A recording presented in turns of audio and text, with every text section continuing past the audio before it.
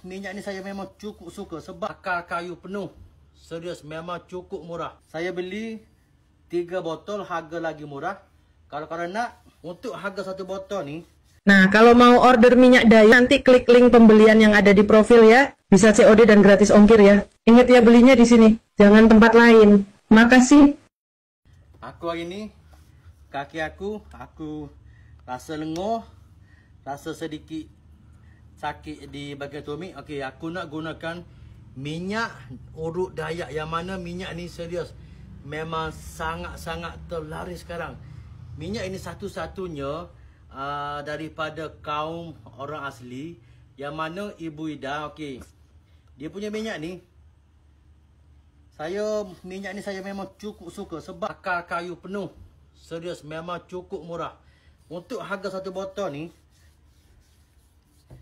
saya beli 3 botol, harga lagi murah. Kalau korang nak dapatkan baku kuning.